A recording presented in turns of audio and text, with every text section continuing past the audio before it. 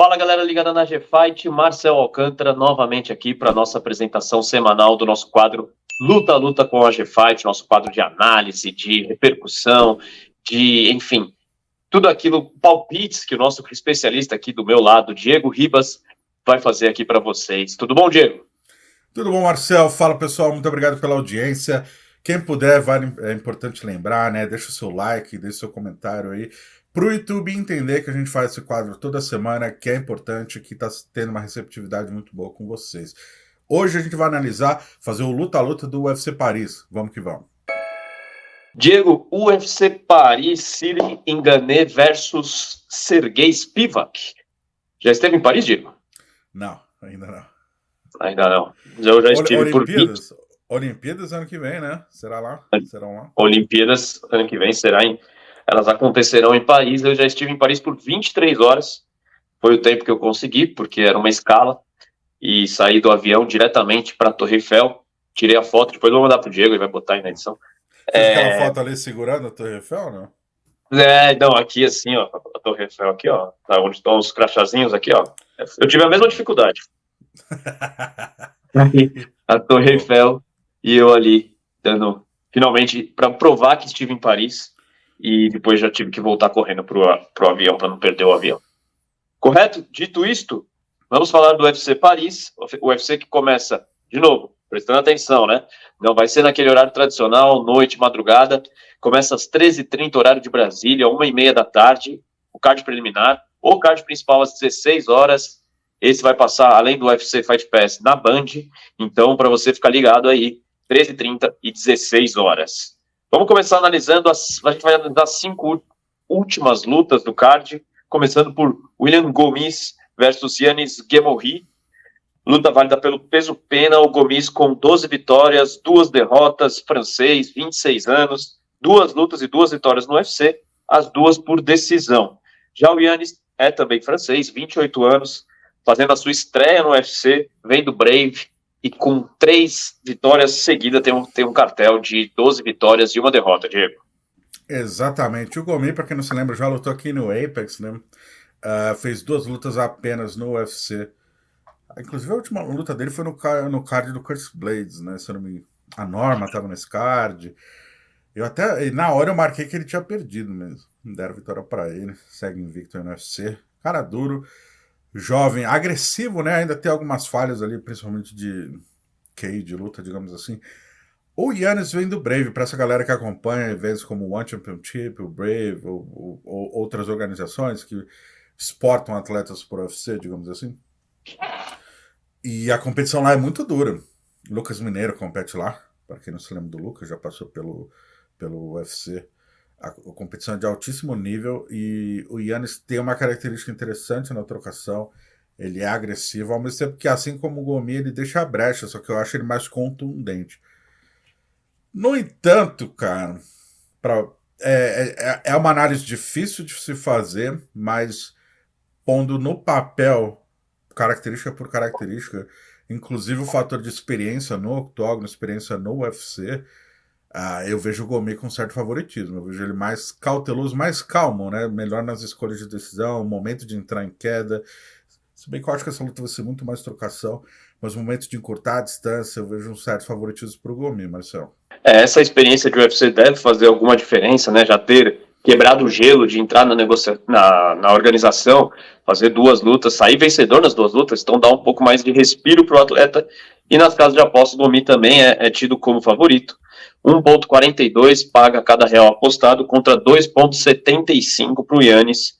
Portanto, o francês, que já está no UFC há mais tempo, leva vantagem. Uma luta para o pessoal da casa ficar tranquilo e apenas desfrutar, né? 2 franceses, ao contrário de outras que a gente vai ter aqui, com alguns franceses enfrentando atletas do resto do mundo.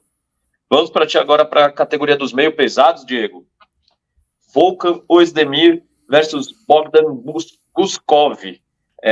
O Oezdemir é suíço, tem 33 anos, número 9 do ranking, 3 derrotas nas últimas 4 lutas, não vive uma fase muito boa. Disputou o cinturão em 2018 e foi nocauteado por Daniel Cormier.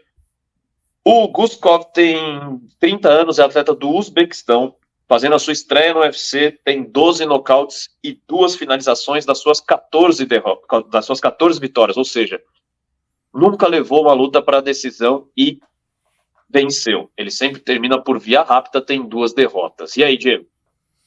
Bom, antes de dar o meu palpite, Marcelo, eu quero deixar claro que eu sempre gosto de fazer isso, né? Esse, na minha opinião, essa é o tipo de luta que não vale apostar.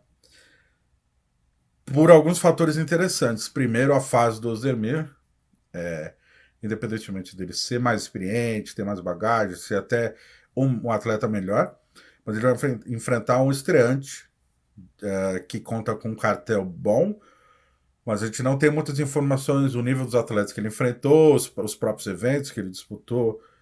Então fica um tiro no escuro. Em questão de aposta, eu não acho interessante fazer esse tipo de aposta quando não se tem muito material para analisar, não se tem muita experiência, ou até conhecimento dos dois atletas. Mas questão de palpite, não tem como palpitar na incerteza. Por mais que a fase do Zermi não seja boa, muito pelo contrário, né? Como você disse, é bem ruim. Desde que ele disputou o cinturão contra o Cormier, ele ganhou, sei lá, do Paul Craig, mas sei lá, acho que tirando a vitória do Paul Craig, ele perdeu todas desde que ele perdeu pro Cormier. Perdeu pro Anthony Smith, enfim, perdeu diversas lutas, era uma fase bem ruim. Krylov, se eu não me engano, né? Enfim. Só que ele só enfrentou atletas duros e experientes também. Então, por esse nível de competitividade, pelo poder de nocaute que ele tem, cara, enfrentou o Dominic Reyes, cara. Essa luta era para ser um divisor de água ali para quem vencesse, né? Não um divisor de águas, né? Mas foi divisor de águas, na verdade, pro Reyes, né? Um momento na carreira. Mas Só para conferir, tava conferindo aqui, Diego, ele venceu o Ilir Latif também e Alexander Rakic, logo depois do Reis. Olha, ganhando Rakic, boa verdade. Rakic é duro. Então, olha decisão dividida. Olha o nível de competitividade que ele enfrentou, né? Muito mais testado. E aí, alguns fatores, momento, o outro é mais jovem, vem super motivado, né? Faminto por vitória. Digamos que quem já fez mais de 10 lutas ali no UFC pode ter um queixo mais avariado, mas eu só palpitaria contra o Ozdemir no momento que o adversário dele tiver pelo menos umas 2, 3 lutas no UFC que a gente possa analisar o poderio do atleta. Por isso eu vou apontar o Ozdemir como favorito. Também é o palpite das casas de apostas que pagam 1,52 a cada real apostado por Ozdemir e 2,42 para o Guskov. Então, portanto, favorito o Ozdemir para essa vitória. Agora a gente vai falar de um brasileiro, Diego. Brasileiro que é o Thiago Moisés, na categoria dos leves, vai enfrentar o Saint-Denis. Parada dura para o brasileiro, francês, 27 anos, 11 vitórias e apenas uma derrota no seu cartel. A única derrota foi para o Eliseu Capoeira, por decisão em 2021. E das 11 vitórias, são 2 por nocaute e 8 por finalizações. Já o Thiago Moisés tem 28 anos e é de Indaiatuba. Você conhece Indaiatuba, Diego? Do ladinho de Campinas, né? Do ladinho de Campinas, há quem diga que o aeroporto de Viracopos fica mais próximo de Indaiatuba do que propriamente de Campinas, o aeroporto de Viracopos, que é o aeroporto de Campinas. Mas fica muito pertinho ali de Indaiatuba, vou muito a Indaiatuba, tenho família lá. É outra informação também desnecessária. No UFC, desde 2018, o Thiago Moisés vem de 2 vitórias seguidas. E aí, Diego, 17 vitórias, 6 derrotas para o brasileiro na carreira. O que você acha? Tem chance? Tem chance, claro, mas só voltando ao assunto, Indaiatuba é cidade universitária, não é? Da Unicamp? A Unicamp tem o campus ali, muita gente viaja também até para Sorocaba, que é próximo também de Indaiatuba, enfim, ali tem muita gente que faz a universidade ali por perto. Beleza. Grande Unicamp, saudosa Unicamp. Vamos lá, Saint-Denis. Saint-Denis finalizou o Ismael, né? Na última luta dele. Saint-Denis é duro pra caramba. Bom, lutando em casa, meu amigo, tem um fator difícil de ser superado. O momento dele é muito bom. Se eu te botar no papel, não é, como é que é? Qualidade por qualidade, digamos assim? Valência por valência, essa é a palavra que eu queria. A experiência a experiência, o volume de jogo, QI de luta do Thiago podem fazer diferença sim. Momento, fator lutar em casa, capacidade de definir a luta e até a agressividade são favoráveis ao Sandeni. Essa é uma luta muito difícil. Equilibrada, né? Também para quem vai apostar, acho que já não sei como estão as odds, mas imagino que seja uma luta que não vale muito a pena apostar, porque não deve pagar muito nem para um nem para outro. Mas vamos lá, deixa eu só ver o seguinte, Marcelo, me diz o Saint-Denis, quantas lutas ele tem no UFC e me tira uma dúvida, ele já lutou em card numerado? Não, né? Já. Lutou no Numer... 2. Não, desculpa. Ele estreou no card numerado no 267, Tá, Blachowicz versus Glover Teixeira, e Abu perdeu para Dhabi. Lisão Capoeira. Foi ali que ele perdeu. Abu Dhabi, né? Ele tem 4 lutas no UFC. Certo, venceu 3, perdeu uma. Não, já tá bem tarimbado já, cara. É difícil não apostar, não indicar o Sandeni como favorito. O Sandeni é o favorito, na minha opinião. Mas é aquilo, o Thiago Moisés já lutou com o Makachev, luta duríssima, inclusive. O Thiago ele é muito experiente, treina na TT, né? Tem um time muito forte atrás dele. E ele é muito bom em tudo, né? Ele é muito completo, é uma geração muito específica de atleta de MMA, capaz de fazer tudo. Vai depender muito da estratégia de cada um, cara. É, acho difícil. Não. O Sandeni, apontando favoritismo, o Sandeni tem que ser o favorito para essa luta. Agora, não seria nenhuma surpresa, né? Eu vejo o Thiago com muitas armas boas para vencer essa luta. Mas favoritismo, indicando o palpite, sim, o Sandeni é o favorito, Marção. Assim como corroboram as casas de aposta, o Sandenis paga 1,58 a vitória dele, enquanto para o Moisés paga apenas 2 pontos, aliás, paga 2,29. Não é uma diferença gritante, mas é uma diferença considerável que dá para apontar para o Sandenis como o favorito dessa luta, né, Diego?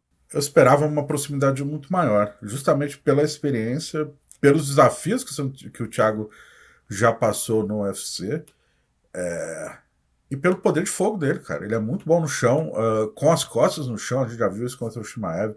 Já viu ele trocando porrada com atletas de alto nível. Tem um wrestling afiado. Caramba, bom, com essa diferença eu já começo a mudar minha história ali, de que talvez não vale apostar na luta. De repente, que considerar e fazer uma fezinha no Thiago Moisés pode valer a pena sim, porque ele me surpreendeu essa disparidade nas odds. Mas daí isso faria você mudar o seu palpite ou não? O meu palpite indicando favorito, não, mas se eu fosse botar dinheiro, sim. Eu acho que eu botaria no Thiago, cara. Bom, é isso então. Vamos seguindo em frente. Então, agora para a segunda luta mais importante da noite: Manon Fiorot versus Rose Namajunas. Categoria peso mosca. A Fiorot tem 10 vitórias e uma derrota, é francesa, tem 33 anos, número 3 do ranking dos moscas. A única derrota na carreira foi na estreia no MMA, por decisão dividida. São 6 vitórias por nocaute, 4 vitórias por decisão. Já na Mayunas já é mais famosa, rodada, 11 vitórias, 5 derrotas. Atleta dos Estados Unidos, 31 anos, número 2 do ranking dos palhas, subindo de divisão praticamente toda a carreira dela no UFC, já foi campeã e agora vai ter essa pedreira pela frente aí, a francesa. Diego, o que você acha dessa luta? A Manon, inclusive, vale lembrar que ela já lutou com algumas brasileiras, né? Jennifer Maia, a própria Tabata Rich, a Chitara também. Já conversei com algumas atletas sobre a Fiorot. O jogo de perna dela é muito bom, é uma experiente kickboxer. Ainda mais o cage ali na França vai ser o cage grande, né? Eu já a vi competindo no cage pequeno aqui do Apex. Ela é muito difícil de ser achada, ela se movimenta muito bem. Ao mesmo tempo, ela não tem punch para essa categoria. É difícil ela balançar a atleta com um golpe só, ela não tem aquele one punch power, né? Então ela vai muito no volume de golpes, pegando atletas no contrapé. E aí, do outro lado, a gente vê a Rose, que é muito experiente, tá treinando bastante chão, e é nova, né? A Rose tem tipo 30 anos, já foi campeã, já lutou com a Ioana, com a Elisane, já venceu as duas em 2 oportunidades cada, tirando o pedra no sapato dela, que é a Carla Esparza. A Rose é muito, muito competitiva, muito dura e tá treinando muito chão, Marcelo. E agora não vai precisar fazer o corte de peso, né? Não sei se ela vai adicionar um peso, pelo menos uma força extra. Com isso dito, e sabendo que a Fiorot não tem o poder de nocaute, e a Lembrando que Rose. a Fiorot não venceu nenhuma dessas lutas por finalização, né? Você disse que a Ana Mayunas está treinando bastante chão, pode ser um caminho para ela nessa luta. Não, exatamente. Ela, por mais que ela tenha uma trocação boa, é casada ali com Pat Barry, né? Eu realmente acho que o caminho seria o clinch. Ela tem uma pegada pelas costas muito boa. Eu acho que esse poderia ser o caminho para ela. Eu acho que o fator experiência não e a Fiorot, a Manon não pegar tão forte, por mais que ela vá se apresentar um pouco maior e mais pesada, eu acho que a experiência vai fazer diferença. E a habilidade, eu acho a Rose mais lutadora de MMA mesmo. Então eu vejo um favoritismo, um leve favoritismo aí para a Rose Namajunas. Portanto, temos aí a primeira discordância entre o nosso especialista, Diego Ribas, e as casas de apostas, porque a Ana Mayunas é vista como azarã. Paga-se 2,42 a cada real apostado para a americana, enquanto paga-se 1,52 para cada real apostado para a Fiorot. Temos um Diferença favoritismo boa. francês. A diferença é muito parecida com as outras lutas que a gente analisou, né? Um pouquinho maior do que o Thiago Moisés com o Sandenin, inclusive, né? Exato. Caramba, galera não dando moral pra Rose, hein? Ex-campeã. Pois é. Ex-campeã, experiência no UFC, enfim. Fator casa ali pesa legal também, né, cara? A torcida francesa dá uma causada legal. É isso. Falando em torcida francesa, teremos o apoio e o maciço para a luta principal da noite. Cyril Gane versus Sergei Spivak. O Gane tem 11 vitórias e 2 derrotas, é francês, 33 anos, número 2 do ranking. As 2 derrotas na carreira foram em disputa por cinturão contra o Francis Ngannou e contra o John Jones. E o Spivak, por sua vez, tem 16 vitórias e 3 derrotas. É da Moldávia, 28 anos, número 7 do ranking, vem de vitória sobre Derrick Lewis em fevereiro deste ano. Diego, o que você acha deste confronto de carretas?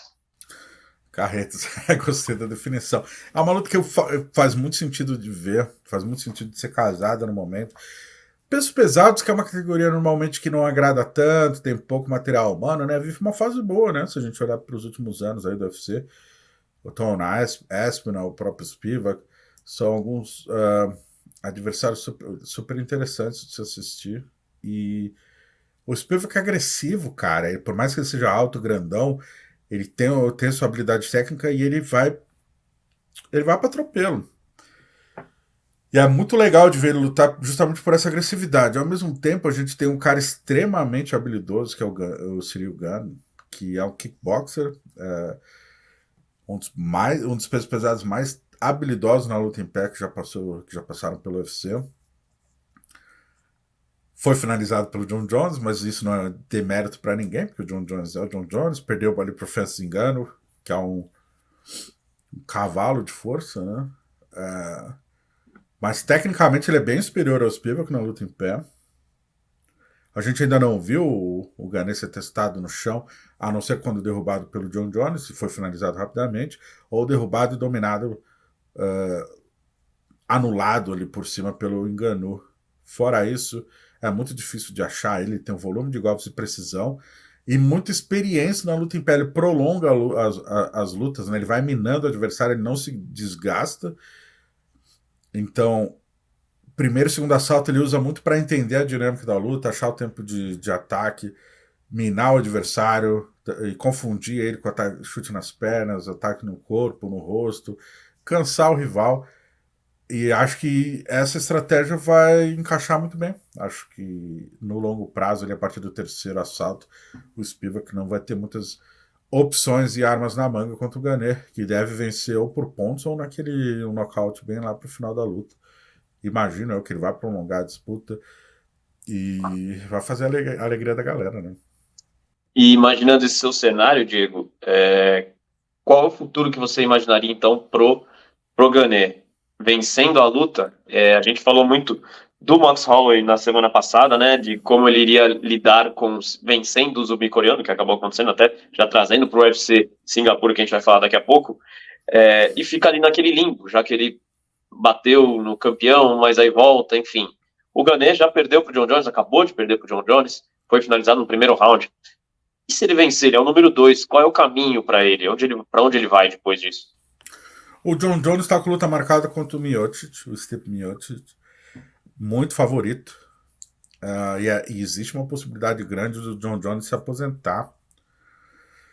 Bom, se aposentar é natural, acho que é natural para o vencedor dessa luta enfrentar o Pavlovich, né, o russo, Sergei Pavlovich. Número 1 do ranking. É o número 1, né, atualmente. Pelo cinturão vago. No caso, John Jones, digamos, não se aposente, enfrenta o Pavlovich. Aí o Gane tem que fazer. Mas a categoria vai rodar, porque o John Jones vai se aposentar em breve, ele não vai fazer muitas lutas. Meu Tite também deve se aposentar em breve, já tem seus 40 anos. Acho que eu entendi a sua comparação, mas são momentos diferentes. O Gane, entre aspas, eu gosto de usar aspas, mas ele é o futuro da organização, né? Não que ele vá ser o campeão de fato, mas ele tá ali no topo e vai continuar no topo por algum tempo. John Jones deve fazer mais 1 ou 2 lutas, pendurar as luvas. O mesmo pro Stipe. Então a gente vai ver o Pavlovich, o próprio Spivak, o Tom Aspinall, o Cyril Gane brigando por essa hegemonia. Então eu tô bem animado. Fazia tempo que eu não ficava animado com essa divisão, o Marcelo. Sim, sim. Bom, e falando das odds, falando das cotações, o Gane é favorito, com 1,56 a cada real apostado contra 2,34 para o Spivak. A gente viu odds bem próximas, né, bem parecidas em todas as lutas desse card, todas com favoritismo razoavelmente claro, mas sem uma distância muito grande, né? As lutas em aberto, aí com um certo cuidado aí das odds para não disparar. Bom, eu fiz também a comparação com o Max Holloway para a gente poder falar do UFC Singapura, que eu acho que eu não precisaria nem comentar como foi o desempenho do Diego. Você que acompanha o nosso quadro aqui, o Luta Luta, sabe, não tem erro. Quando o Diego fizer as suas previsões, você pode ter certeza. Uma vai ser errada, as outras serão corretas. Portanto, dessas 4 aí dessas 4 que a gente analisou, você pode ter certeza, uma delas vai estar errada, as outras estarão corretas. E aí, Diego, como é que foi o UFC Singapura? Conta pra gente. Tô até abrindo aqui para relembrar os palpites, né? Foram as 3 últimas e a luta da Tyler com a Erin Blanchfield. Exato. Acertei a Erin vencendo, acertei o Giga vencendo o Alex Caceres, acertei o Max Holloway, barbada da noite, né? Aliás, o Korean Zombie se aposentou, aposentadoria que emocionou muito aí o pessoal. Atleta excepcional, muito carismático e que vai deixar saudades aí. Fez excelentes lutas, como mais uma grande luta contra o Max Holloway. E eu errei o Common Event, né? O Anthony Smith contra o Ryan Spann, que venceu por decisão dividida, Marcelo. Ou seja, um dos jurados foi comigo, hein? Faltou um juradinho para eu cravar. Bateu muito na trave, né? Bateu nas 2 traves e saiu. Isso aí. Disputado. Bom, mas é isso. Tava ali. Mas é isso. A luta que deixou a desejar um pouquinho. Não foi o que se esperava. Os dois atletas se respeitaram bastante. Fez eu, na verdade, marquei para Anthony Smith, apesar de que uma vitória do Ryan Spann seria ótimo para o nosso bolão aqui, o nosso palpite. Mas acho que o Anthony ganhou mesmo. Parabéns para ele. Ele que agora tá arrumando confusão com o Poatan aí. Ou seja, se mostrando que é vida louca, né? Querer arrumar confusão com o Poatan não é das melhores ideias que você pode ter. Com certeza. Bom, é isso então por hoje. A gente fica por aqui, pessoal. Obrigado por você que acompanhou mais uma edição do nosso quadro Luta Luta. Por favor, não deixe de se inscrever, não deixe de dar o like. Aliás, a gente está com 48 mil inscritos, estamos chegando na marca de 50 mil, mas a meta é muito maior, a meta é chegar no 100, enfim, daí para frente. Mas obrigado para vocês que nos acompanham e até a próxima semana. Valeu, Diego. Valeu, Marcel. Valeu, pessoal. Deixe seu like, deixe seu comentário, dê essa moral pra gente. Vamos que vamos. 50 mil em breve, por favor. E depois o 100, né? A plaquinha só vem com 100. Vai demorar um pouquinho, mas vamos que vamos. Um abraço. Mas vamos. Os